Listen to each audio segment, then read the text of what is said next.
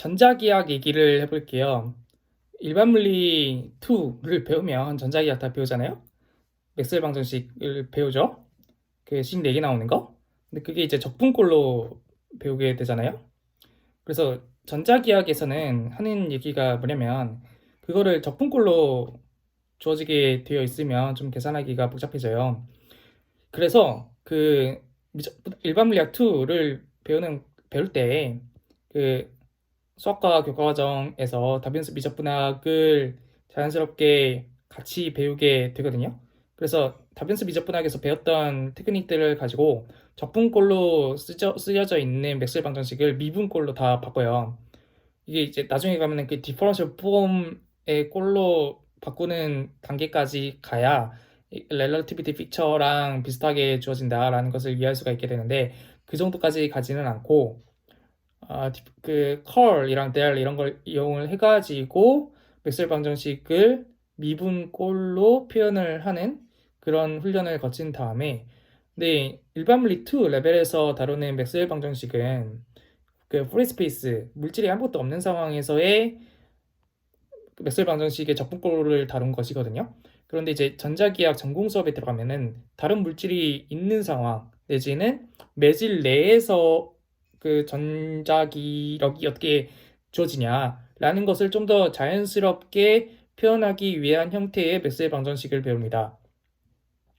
그런 얘기를 하고 그리고 굉장히 다양한 상황, 일반 물리 2 레벨에서는 고려하기 힘들었었던 굉장히 다양한 상황에서 맥스웰 방정식을 적용을 해가지고 일렉트릭 필드랑 마그네틱 필드와 물질의 상호작용이 어떻게 표현이 되는지 그 계산하는 훈련들을 받게 되는데 이 훈련을 하게 되는 이유는 실제로 웨이브가이드, 그러니까 전자회로 이런 쪽에서 쓰이기도 하기 때문이지만 어, 물리학과에서는 이때 받게 되는 훈련이 굉장히 중요하게 대두되고는 하는 맥락이 어디냐면은 플라즈마 피직스를 할 때 굉장히 중요해진다고 하더라고요.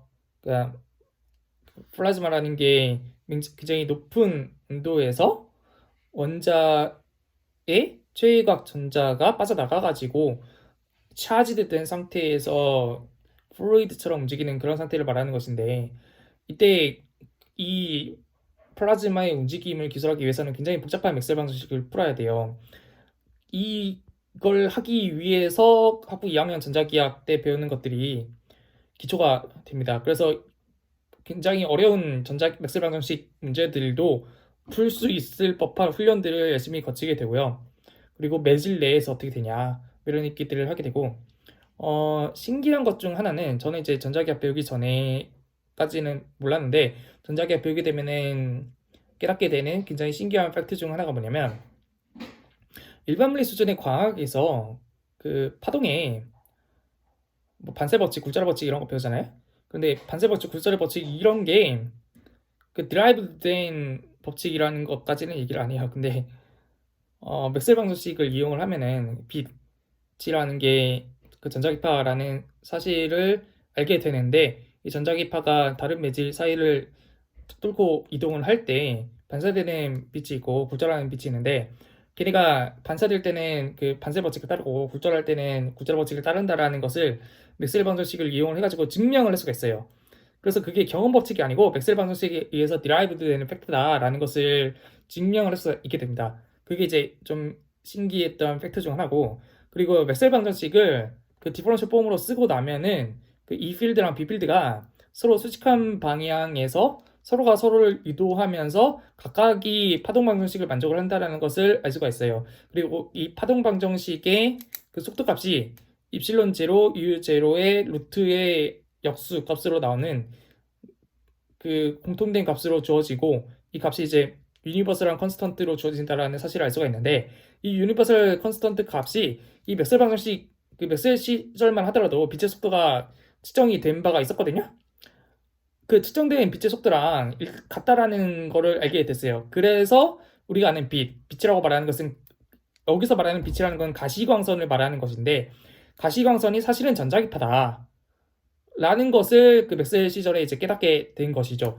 그래서 사실 이 빛, 가시광선, 전자기파라는 용어가 그 레이맨 일반 대중적으로 쓰이는 용어랑 그다음에 이공계 다른 분야에서 쓰이는 용어랑 그 물리학자들이 쓰이는 용어가 조금 다른데 물리학자들은 빛이라는 것은 전자기파랑 같은 용어로 표현을 하고요. 가시광선은 우리 눈에 보이는 파장대의 빛 그걸 이제 가시광선이라고 부르는 것이고 물리학자들이 말하는 빛이라는 것은 이 필드랑 B 필드가 수직하면서 서로가 서로를 유도하면서 진행해 나가는 이 일렉트로마그네틱 웨이브 전자기파 자체를 빛이라고 부릅니다.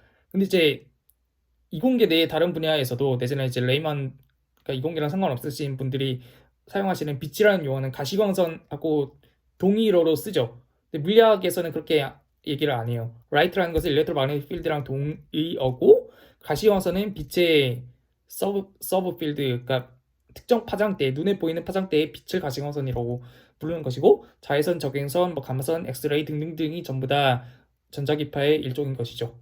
그래서 그런 얘기를 할 수가 있고 그리고 그 맥스웰 방정식 자체에 특수 상대론이 녹아 있어요. 그래서 움직이는 관측자, 그러니까 관측자가 움직이면서 내지는 가속하면서 그 전자기파를 바라보면 이 맥스웰 방정식이 어떻게 변하냐라는 거를 그 전자기학 맨 마지막에 가서 계산을 하게 돼요.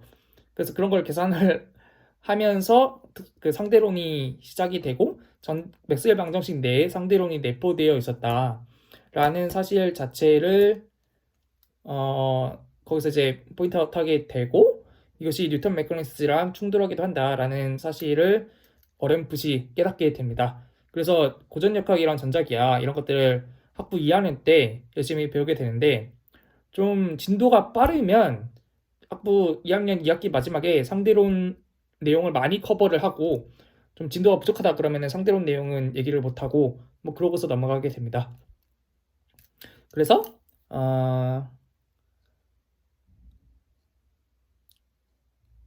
그 일렉트로 필드랑 마그네틱 필드가 서로가 서로를 유도하면서 직교하면서 빛의 속도로 그 전파가 된다라는 거를 유도할 수 있으면 이제 많이 건진 게 됩니다. 여기까지입니다.